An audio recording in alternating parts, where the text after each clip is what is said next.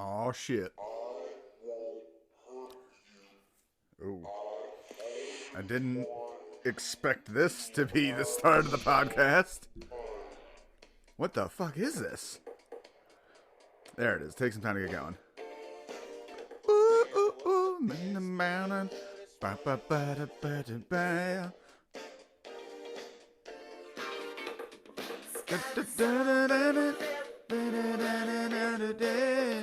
Hey guys, welcome to the KYG Y2K, aka Why I Oughts to podcast, a look back on the culture of the 2000s.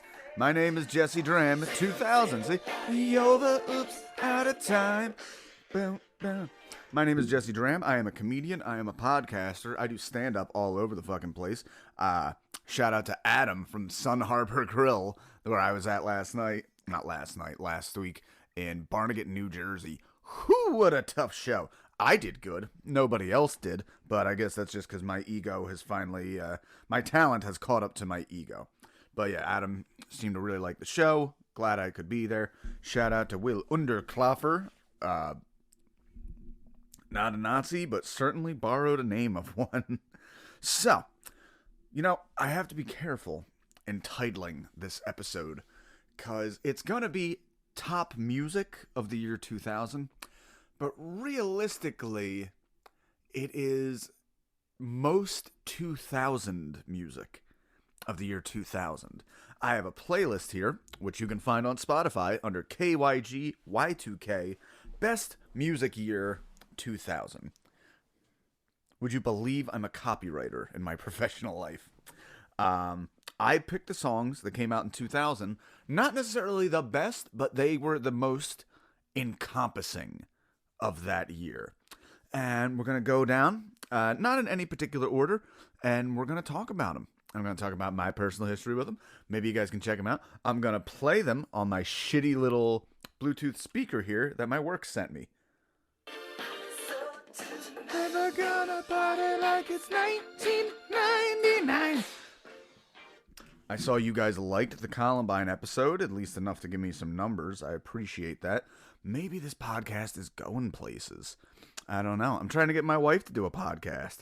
It will almost certainly be more popular than mine. I'm already accepting the pain that will cause. January 4th, you can see me at Comedy Cabaret in Doylestown, Pennsylvania. I'm doing a guest spot there. This will be my second show in a row where I'm not allowed to curse, and that's gonna be pretty fucking hard. That's the hackiest joke. And again, February 18th at Dalek Paradise in West Philadelphia, hosted by my good buddy Aaron Bell. I think he was on the Napoleon Dynamite episode. I think I had him on something else. Go back and check that out. That's a good one. Please share, like, subscribe. Follow me at Jesse Dram on all the things. Again, if you guys are digging this, let somebody know. Share it, We're having a good time. The numbers are going back up. I like the numbers. But guys, I might be a copywriter, but I got a fucking baby on the way. I need that podcast chang coming in. Put a little money in my pocket. Put diapers on my daughter's butt. Okay? I'm going to need this shit badly. So, I am going to phone it in for this episode. We have an emo episode coming up I'm very excited about with Jay Simpson and Alyssa Trzowski. I don't know how to pronounce it. I'm more Polish than I should be to not know how to pronounce that name. So, we're going to do the top 10 songs and then just an assortment of best albums of 2000, because the best albums are not really represented in the best songs, especially for my taste of music. So, we're going to get into it. I don't know about you guys, but the year 2000, I would have spent, because I'm an October baby, I would have spent the majority of the year 2000 at the age of 13 years old. Oh, what an incredible time to be really miserable and fat and wish that girls liked you. I became a little bit of a cutter in high school. I never got too into it. It was a bit like hip hop. I dipped my toe. I scratched my wrist. I never really went down the street with it, to the streets. But I got caught at one point, and I had to go to an at-risk youth thing where I found out oh, I'm not like these kids. These kids are shitty. I am not as dumb as this. Those kids are all dead now, and nobody misses them.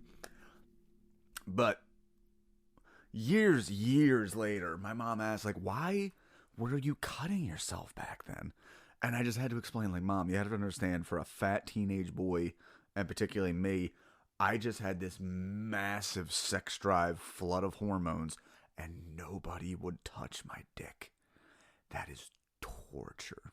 You think about this now, and I'm sorry if you get laid a little bit less. And if you get laid a little bit less, you probably won't, you don't pursue it as much.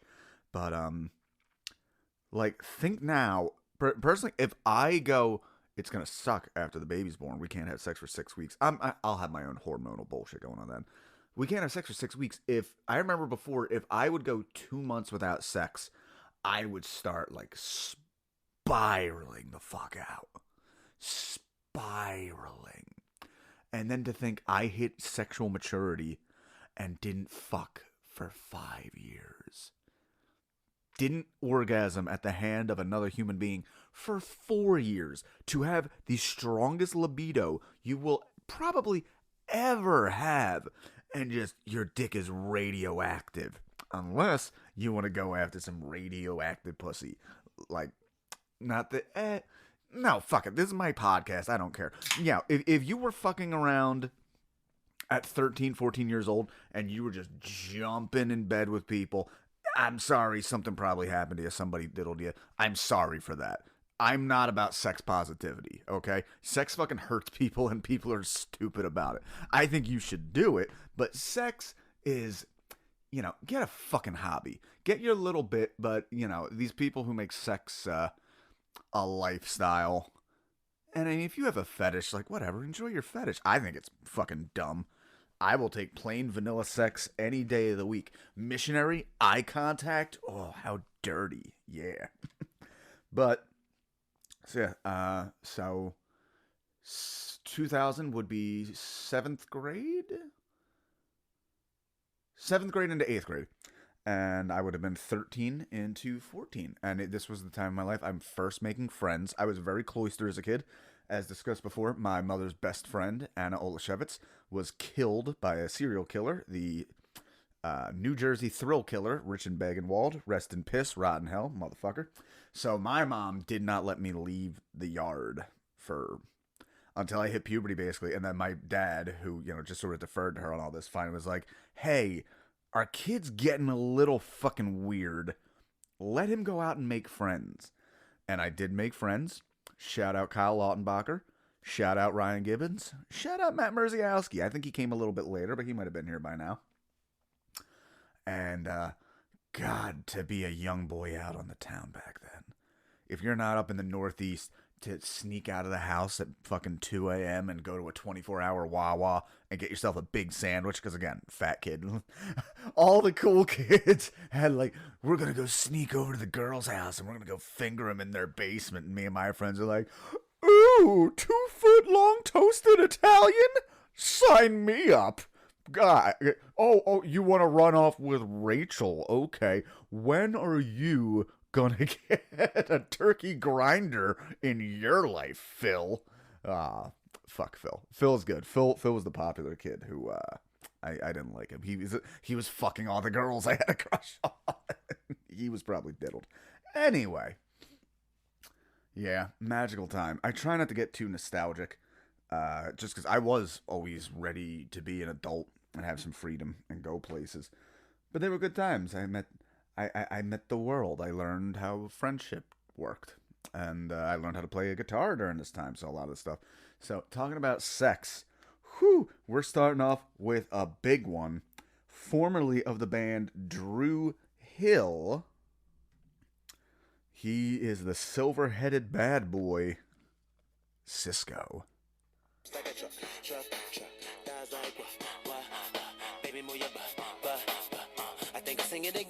I'm hoping the low quality doesn't get me pulled from any streaming things. Let me see that thong.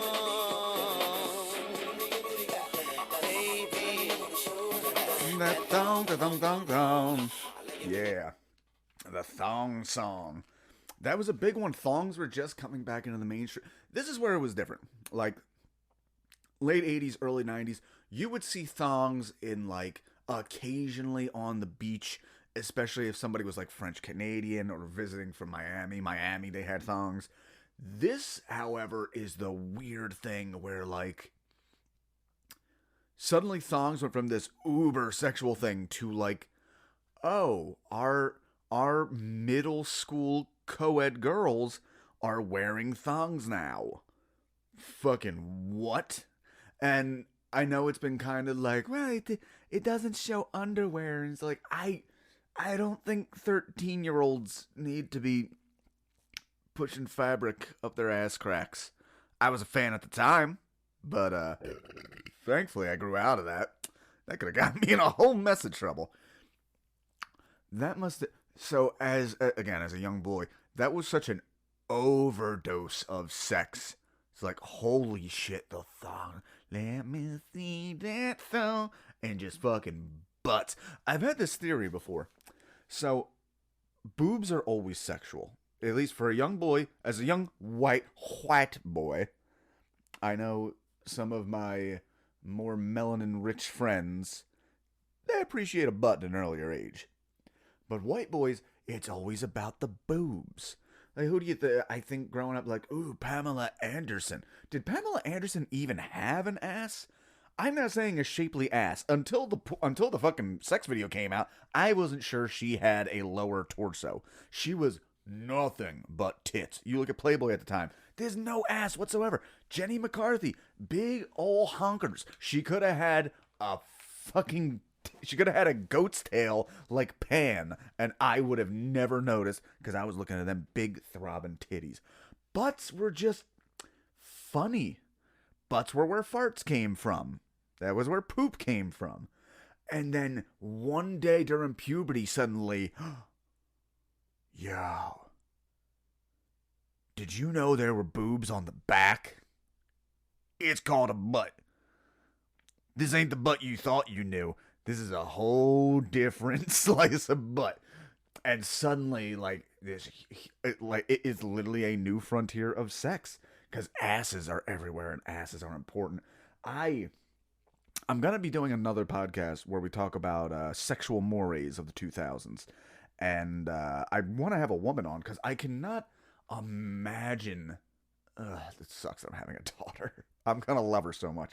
But, God, the sexualization at a young age. I could not imagine being a 13-year-old girl and being like, okay, I'm trying to figure out, I'm becoming a woman. Where does a woman fit in society? I need to shake my ass on a beach with dental floss rubbing against my anus. Okay, does Ruth Bader Ginsburg wear a thong? Maybe. Ooh, fuck, like, that has to be confusing, fascinating. Sisqo never did anything else. I think he was one of the singers with the rest of Drew Hill in the background of we're going straight to the wild, wild west. Yeah, Sisqo didn't do much after that, but we will always remember him for the thong song. Next, possibly the most 2000 song of all, and recently featured in the series finale of the Hulu series Pen 15. I'd suggest you watch. This scumbag takes advantage of the young 13-year-old girl, and she ends up giving her first blowjob before her first kiss.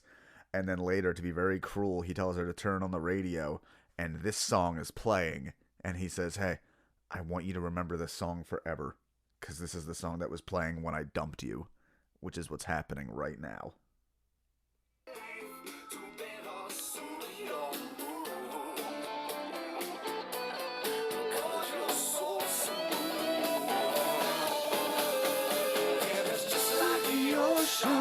Under the moon, same as the emotion that I get from you.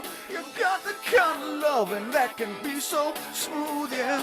Give me your heart, make it real, or else forget about it. Woo!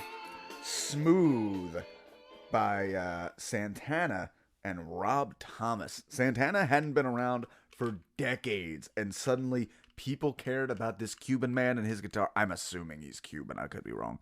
This man with his guitar, and just like, let me get the lamest singers in adult alternative right now and have them sing on my album. And that's what happened. This song was fucking massive. I learned to play a lot. I learned a lot of guitar. Learned to play this song. Yeah, it's just hard to. I think it won like 13 Grammys that year. It is just so. It's barely indicative of the time, because at the time, we had come out of we'd come out of the Spanish explosion of Ricky Martin, Enrique Iglesias. There was another guy in there whose name I don't remember. They tried to fold in Christina Aguilera, who, I mean, I don't know. That name sounds Armenian to me, but what do I know? I'm kidding. But yeah, come on. White girl. Speaking of no asses, oh my god. She didn't have tits or ass. What was she showing off? Anyway, let's just be objectifying. I don't have anything to add to that. That's just... It was a good song, but like aside for... It was such an out of nowhere... It would be a novelty hit just because it has no real relation to anything except the little tinge of the Latin music craze at the time. But let's go to something... Oh, dear God. This would have a long-lasting effect on the world. This one I don't even have to queue up because I remember how it starts. Say my name. No one is around you. Say, baby, That's I right. love you. You ain't running game. Beyonce. You acting kinda Kelly shady. Rowland. Ain't calling me baby. Whatever hired hands existed during this iteration. No one is around you. Say, baby, I love you. And you ain't running game. I always take the high harmony, especially when singing with my wife. It's kind of odd. Say My Name by Destiny's Child.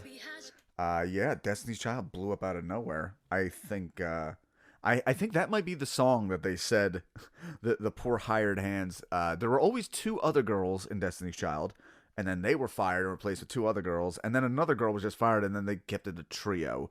And I think that third girl just kind of like knew her place and shut her mouth and didn't try to compete. Like, everybody knew who the boss was there. Beyonce was going to be the star. Kelly Rowland, you can be the fourth lead in Freddy vs. Jason, and you'll be fucking happy with it because you're not getting anything else. And the third one, I think her name was Michelle Williams, just like, I'm going to sing church music. Please do not send the Bayhive after me.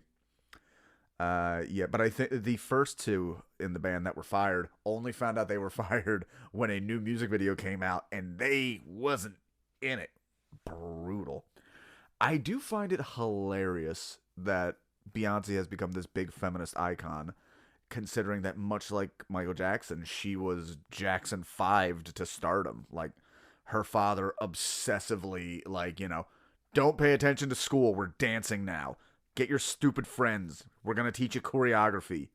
No, Beyonce always gets the lead. Nothing says feminism more than I did only what my dad told me to do for 20 years, and then I married an even more powerful man. This one's not going to be popular. But yeah, that was a good song. This next one, very important to me right now. It is shameful how much this corny song affects you and grows on you with age.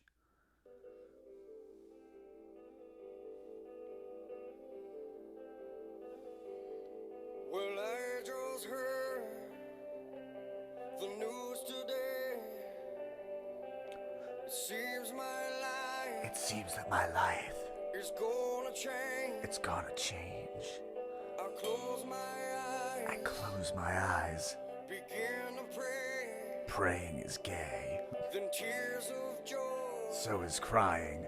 Stream down my Face with arms wide open.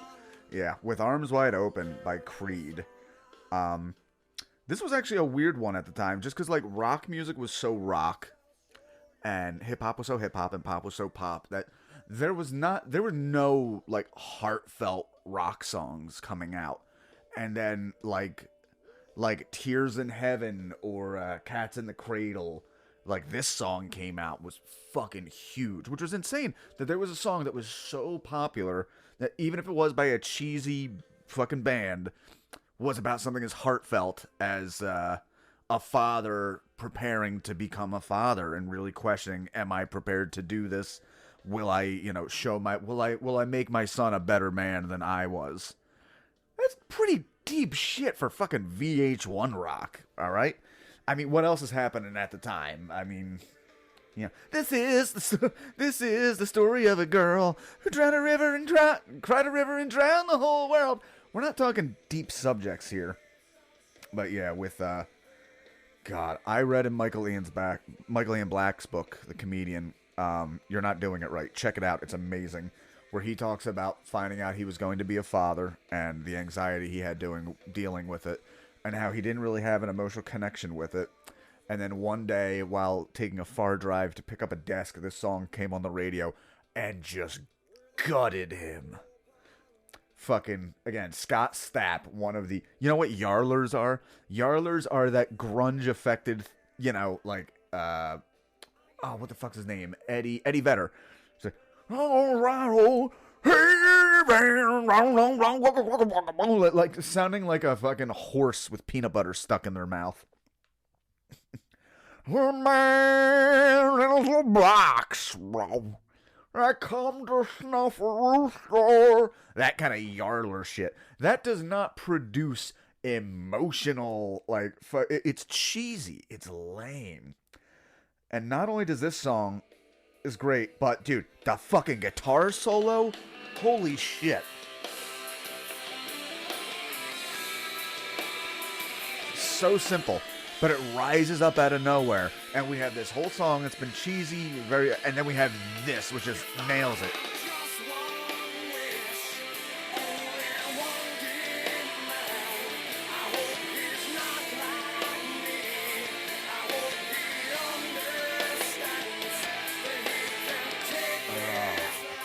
It's just the power of that cheesy fucking song. I don't believe it, All right, let's go right to the next one. She's been in the news a lot lately, and, she once had a conservatorship to protect her from the outside world. And you know what? Maybe it's because of this song, because before this song, she was so innocent. But now here, she was not that innocent anymore. Britney Spears, Oops, I Did It Again.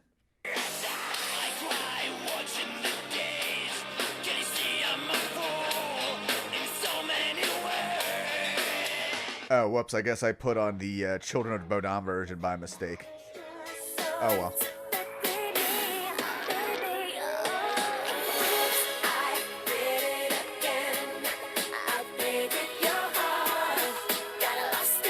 Britney Spears, Oops, I Did It Again. Oops, my dad locked me up like a Las Vegas slide. I don't want to perform, Daddy, please. So sad. God, Britney Spears. So, again, I talked before about sexualization and really how we had a very quick jump in sexualization of women in modern culture at that time. Keeping in mind, we're coming out of the 90s where, a lot of these sex symbols were pretty covered up. Jennifer Aniston, yeah, her fucking nipples were out on that show all the time. You could stick those titties behind 3 inches of fucking lead and those nipples would poke through. But by and large, very covered up. We're coming out of the grunge era. Flannel, big chunky boots, army jackets. Sexy. I mean, if you've ever seen, this is before the time, but think of Linda Fiorelli or Linda Cardellini on Freaks and Geeks. Like, oh my god, I loved those girls. The tomboy in Fashion Only. Just, yeah, that's right, you cover up that curvy body with a fucking canvas army surplus. But yeah, we had Britney Spears' earlier music was more innocent than the image was, because obviously she had, the sexy schoolgirl thing and the top knotted. It's hilarious watching videos at that time where she tries to be like, it was my idea. I thought the outfits were a little boring. Let's tie them up. Yeah, okay. As if there wasn't a fucking sweaty, obese man. We gotta show a little bit of navel. We gotta show a little bit of navel so every man in this country from 9 to 90 can imagine their jism pulsating down that, Oh, sorry, I need to go produce Pulp Fiction. Fuck, that timeline doesn't work out. I gotta go produce Shakespeare in Love. That's a Harvey Weinstein joke. Why do you people listen to this? But yeah, that's a big jump from the, hit me baby one more time. The fucking boy band stuff really wasn't all that sexual. And, oh fuck, I might need to redo my entire list. Hold on, I gotta go check a discography. Oh, thank God. I thought I was going to have to retroactively put the Backstreet Boys on this list. Thankfully, I don't believe they released any music this year. 2000. They were 1999. Sorry, I wanted that way. Still a banger song. But yeah, to have been a girl at that time and have been sold just as you're going through puberty, to initially have been sold a smiling former Mickey Mouseketeer who, she dresses a little risque, but she's I'm saving myself for marriage, y'all. You fucking blowing Justin Timberlake underneath the VMA tables. But yeah, like to be sold this. And then a year later, it's like, fuck that. I'm not that innocent. Look at my tits. I'm going to writhe around and shit. Had to be confusing message. Speaking of a confusing message, guys, I'm not too into hip hop. So I tried to look up best hip hop of 2000 and I got to give you what I remember.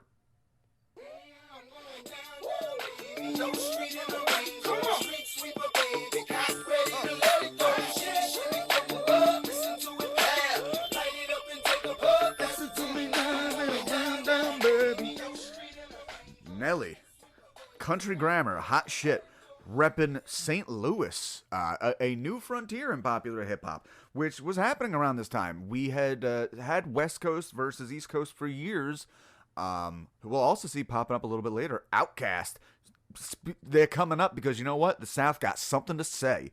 And this is where we start getting some weird shit. This will lead into a lot of like Texas rap with Bubba Sparks. I hope I'm right about that. But yeah, Nelly representing St. Louis, representing it hard. Country Grammar. That uncensored version is very different. The censored version is down, down, baby, your street in the lane, going boom, boom, baby, ready to let it go, shimmy, shimmy, cocoa bar, listen to it now, light it up and take a what, buzz to me now. And yeah, like Street Sweeper. Street Sweeper is like a fucking Tommy gun. It's called a Street Sweeper because it clears fucking everything on the fucking streets with bullets. Drinking a beer here. Fuck. I don't have anything else to say about it. It was a good song. Let's keep going. Jesus Christ. Okay. There is a micro genre I have joked about before. This micro genre includes all of Ace of Base. I saw the sign. Don't turn around. It is I ran out of air there. Long COVID. The Mortal Kombat theme song. And, I'm back and I'm gonna run around again. Not your love. And also, this is your night. Dancing free until the morning light. Together forever. Sitting atop all of them. Like, not a cherry on top, but I would say the blueberry on top. What?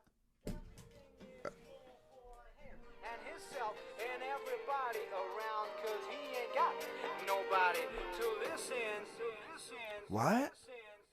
Oh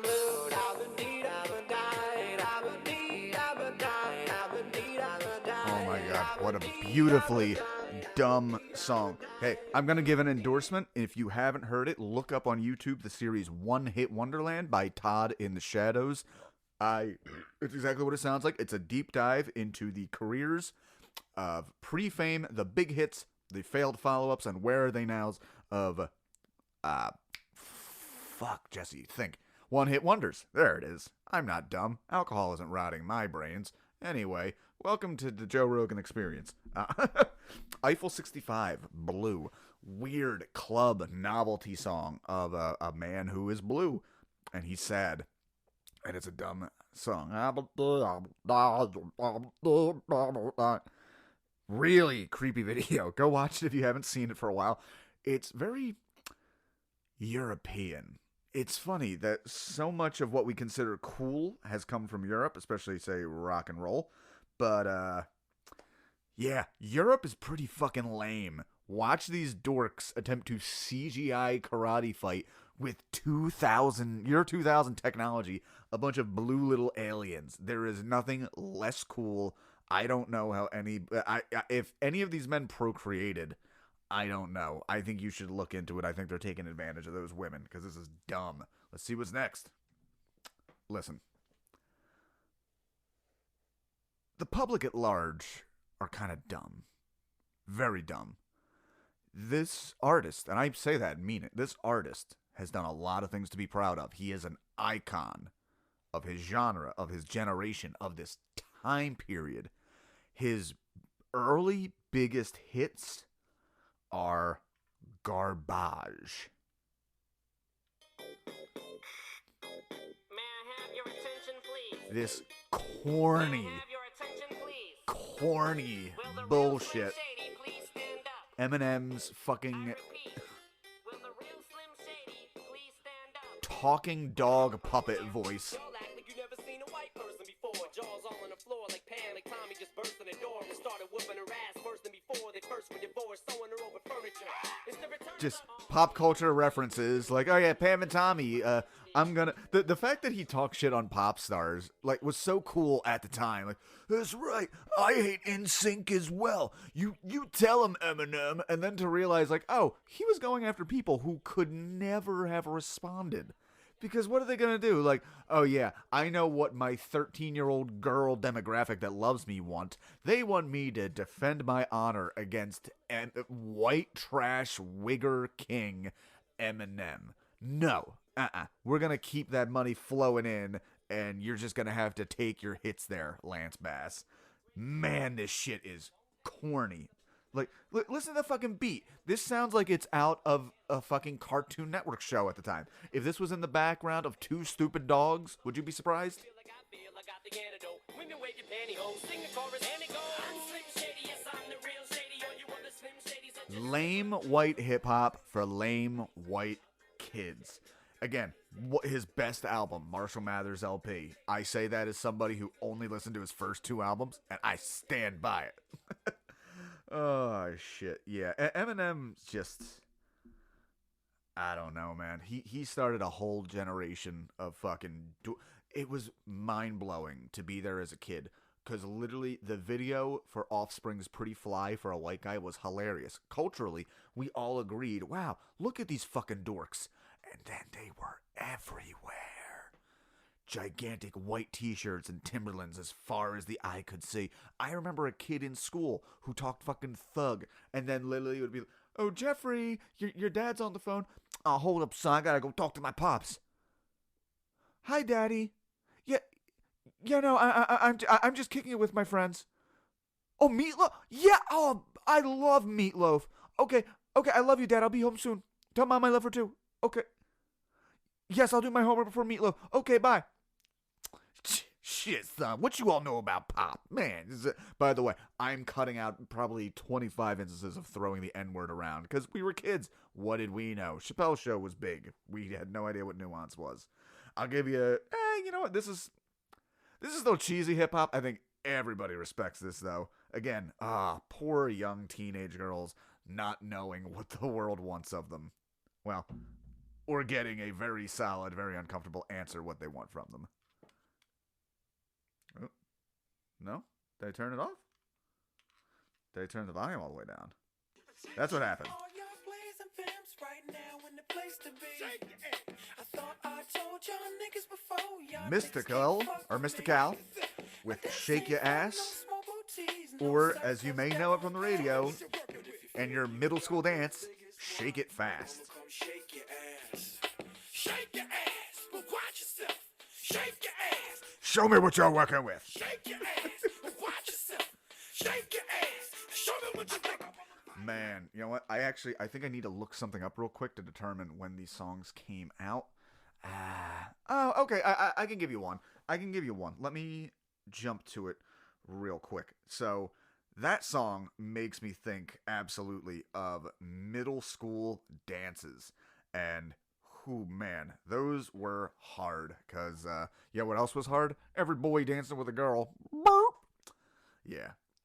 So there was a lot of songs like that. Shake Your Ass. It also made me think of all the slow songs, and trying to get up the nerve asking. I'm gonna use a real name, even though it's a ridiculous name. Hey, Evelina Okrodnik, would you let me put my hands on your hip and you put your hands on my shoulder, and then we'll rock back and forth like teeter-totters and call it a slow dance? Ew, get away, fat Jesse Dram. I'm gonna go listen to Korn and cut myself in the bathroom.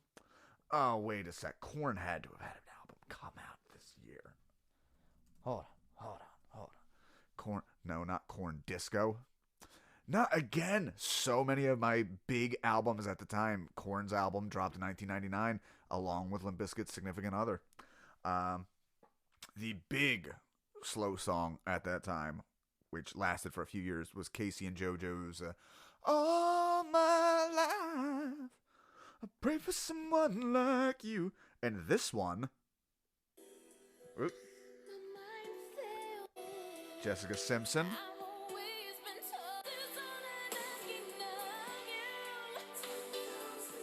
Oh, come on. So over the top. Teenagers should not be feeling these feelings. Come on.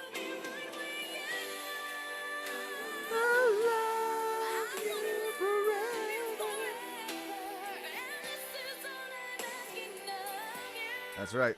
Jessica Simpson, unlike that slut Britney, she kept her vow and stayed a virgin until marriage. And then, as the old expression goes, once you pop, the fun don't stop. She proceeded to fuck around all over Hollywood, including fucking all of the Jackass guys. Woo! Hell yeah. Sorry, Nick Lachey. I'm Bam Margera. Hi, I'm Bam Margera, and I'm here to ruin Nick Lachey's marriage. Bow, now, now, now. Get in there, wee man. I would take it from both sides. Okay, we went off on a little tangent there. Rounding out our top 10, it is hard to say this is not the most 2000 of the 2000 songs. Oh shit. Arf! Arf! Arf! Arf! Nope, it ain't DMX. Let the dogs out. Who let the dogs out? Who let the dogs out? Again, this is not the best songs of 2000, because this song belongs on the best songs of no year in human history. If this song came out during the bubonic plague and really helped peasants make it through their arms rotting off and their families dying, it would not be the best. It would not be the best song of 1237 either. Baha Men, Who Let the Dogs Out. I think there's another Todd in the Shadows on that one, One Hit Wonderland. Now we're going to get to the fun stuff. I'm going to be quick, though. First, I remember we took a school trip to Wildwood, New Jersey, down the seashore. And we got to walk on the boardwalk, and while I was there, I decided I'd pick up some new music. I picked up 2 albums that day. I picked up Weezer's The Green Album. Solid album. Not great. Their comeback. And on a whim, I picked up this album, which will become one of my favorite albums of all time, and blew my fucking brains. Because keep in mind, I liked rock and roll. I liked metal. I hadn't really gotten too much into punk, aside from like the Ramones, which barely count. Hadn't gotten into hardcore, let alone post-hardcore. And now here I am, a young boy, pumped with testosterone. And I get fucking this dose of masculinity.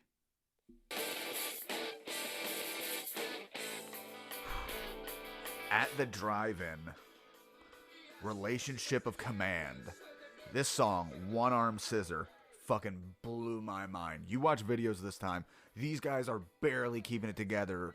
Lead singer Cedric Bixler Zavala is going all over the place. Guitarist Omar Rodriguez, if the mood hit him, he would throw his fucking guitar down, grab a tambourine, and just dance. Because that's the power of fucking music. This album is so good front to back.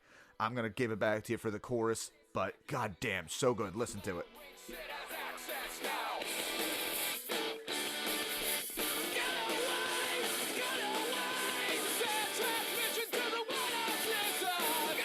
I saw them on their reunion tour a few years back. This song hit, and oh my, just amazing. I felt like a fucking kid again. And I got in there in the pit and I got my ass kicked, and it was great. This one, I wouldn't find until a few years later, but great album from 2000. Talking heavy metal here. Aw, shit.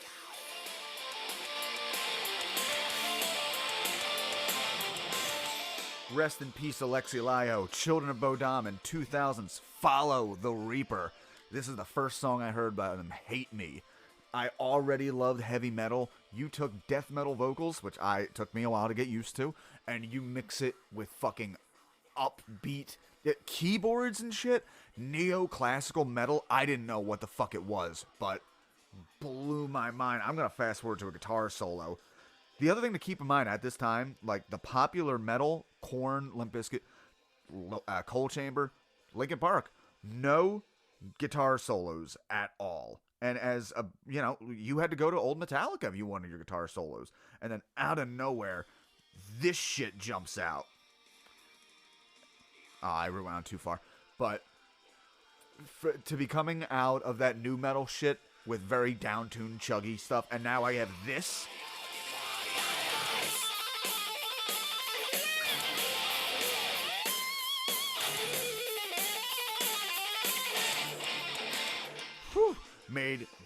Made fucking guitar solos cool again.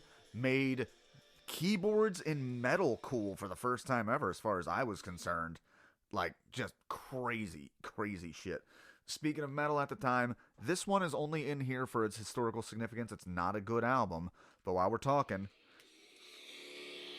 Revolution Is My Name from the legendary Pantera, their final album, Reinventing the Steel.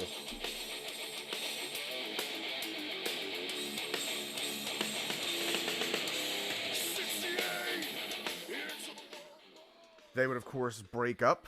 I think they had another tour planned right in 2001. 9/11 happened, and they never played together again. That's it. I don't know. And then a few years later, Dimebag Darrell would be shot on stage, and Phil Anselmo would do a lot of white power shit. Yeah, Phil, not all about that. Coming up next, there is a weird trope during this time. We talked about it during Boondock Saints. Everybody was proud of being Irish suddenly. And there weren't too many things popping up in pop culture I can think of. I can think of Boondock Saints. That's really it. We maybe a little bit of the hangover of Good Will Hunting a few years before, but that was more Boston. And then suddenly this album drops. Fucking Flogging Molly. Swagger. Very Irish-based music. Singer is an Irish national, Dave King. Traditional, drum pattern, flute, violin. Great songs.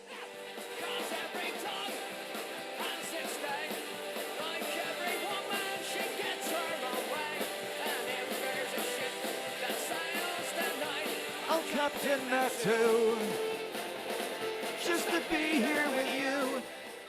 Everybody I knew, metalhead, punk, ska dork, it didn't matter. They loved Flogging Molly. This one, controversial favorite album from this band. I promise it's not all metal. Saffron's Curse by Cradle of Filth from the album Midian. Hold on, let me see if I can do this right. All right.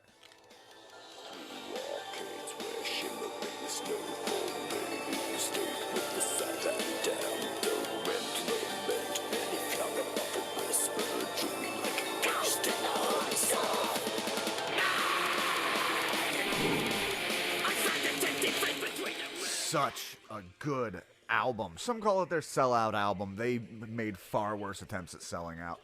The girl on the cover looks like my high school sweetheart, Amy Kelso. Maybe that's why I fell for it at the time. Yeah, just check it out. Just a great one from those guys. By the way, write in. Let us know what your favorite songs of the year 2000 were. You can drop me at Jesse Dram, JesseDraham. Comment on the post for this on Twitter. Comment for it on Instagram. Tell somebody. Call up your mom and say, what were you listening to in 2000? And she'll probably say, Jimmy Buffett. Why? Because mom has problems. She's wasting away in Margaritaville. Let's be quicker about this. From the album Spit, the Canadian band. I remember Canadian because Canada always promotes Canadian artists on Canadian TV shows. So there are tons of TV shows and movies at the time where there's just a fucking preppy girl and there will be a poster of Kitty on the wall. Fucking brackish.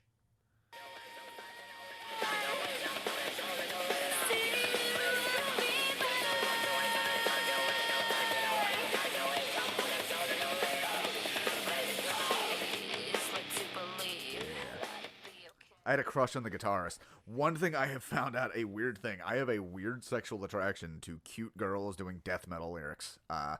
You can look up, again, the video for this. Brackish. Love that girl. And if you look up ukulele Cannibal Corpse, you'll find a video of Sarah Longfield and the other guy, Rob Scallon, I think, doing a ukulele version of a Cannibal Corpse song called Evidence in the Furnace, and this cute skinny little girl, and she,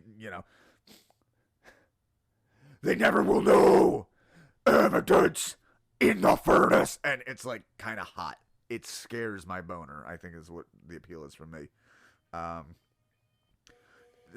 This album, I can't pick a song from this, it's just the album as a whole, but classic. Deftones, White Pony. Here, Back to School.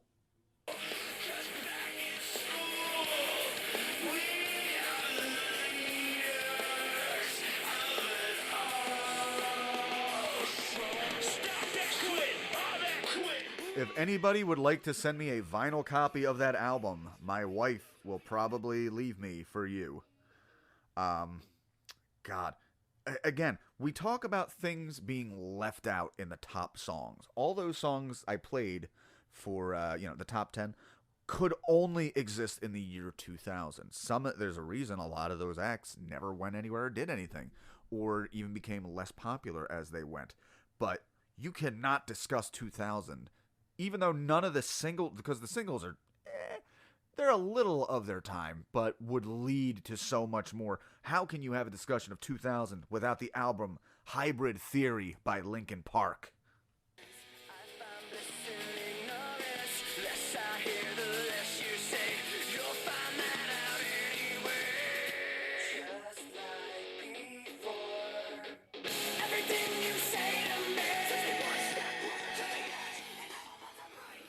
Rest in peace, Chester Bennington. Obviously, the first single of what would be dozens.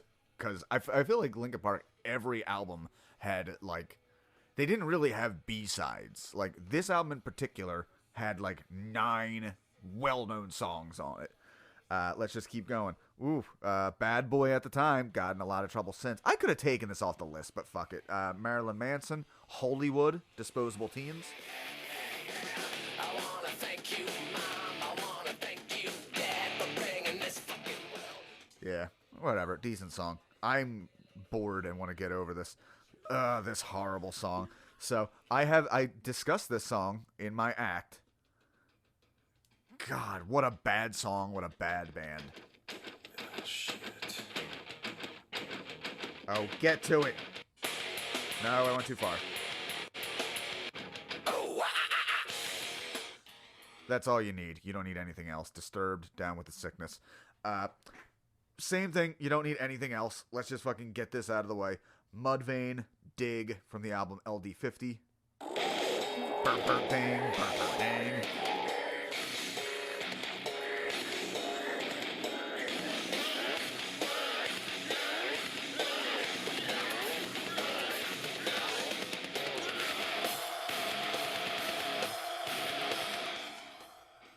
That song's good. They were a little overrated.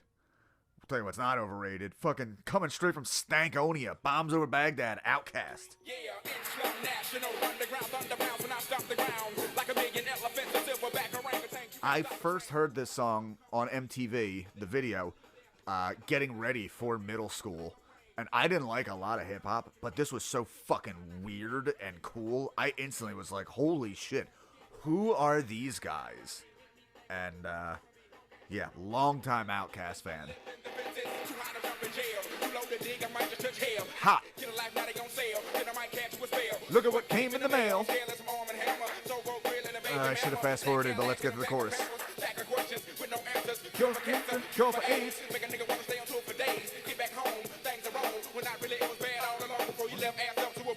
Alright, this isn't Outkast's fault that I didn't cue this up properly. There we go. You know, that wasn't even worth it. The hook is not the best part of the song. The song is the best part of the song. Killer guitar solo. Definitely didn't appreciate at the time, but one of the best albums from Ghostface Killah from Wu-Tang Clan, featuring Raekwon, Apollo Kids from Supreme Clientele. Watch me, dude, watch me. Yo, check these up top murderers. Snowy in the bezel is the clown. Alright, this one's going to be a technicality because this album came out in 1999, but the most popular song came out in 2000. Obviously, big effect at the time. Every kid who could only play 4 guitar chords wanted to be them, and they did.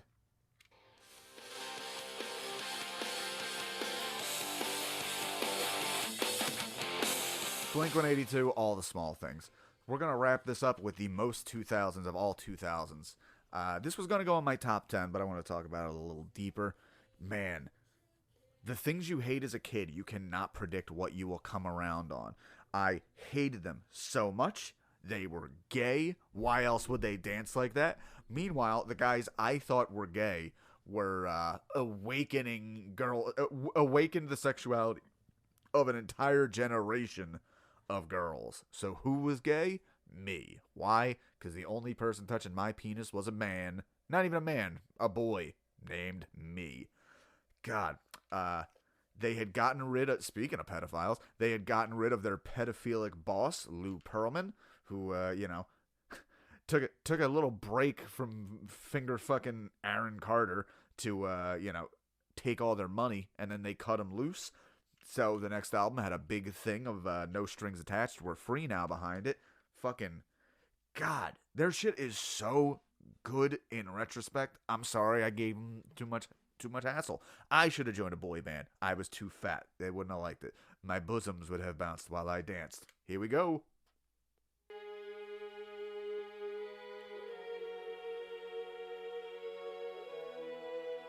Hey, hey.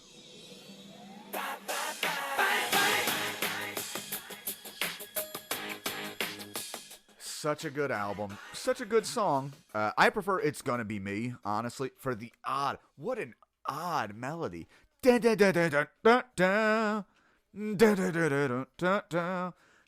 Max Martin production style of the time. Very in your face. Very odd when you go back and listen. Like, kind of challenging for pop music. My wife insisted I also talk about the song Digital Get Down from this album, which was about cybersex. Go figure. Boys, we did not know that our little girly friends and their gay boy band music, they were talking about fucking on the internet as these girls were just contemplating shaking their asses in thongs for the first time. Man, is anybody more wrong than teenage boys? I don't think so. Guys, I've given you almost an hour. Obviously, this was a more phoned-in one. I wanted to give you something. The emo episode is coming up next. Got a few things going on. Again, share, like, subscribe, give me 5 stars, give me a review, send me a copy of White Pony on vinyl so my wife will let me sleep in the same bed again. And yeah, we're probably going to do one of these for every year. And we'll see if we want to have more people in. I don't know. Write me a message at jessedram@gmail.com. I'm Jesse Dram. This has been the year 2000 in music. Everybody, cover up your panty lines and make Sisqo a happy man wherever he is.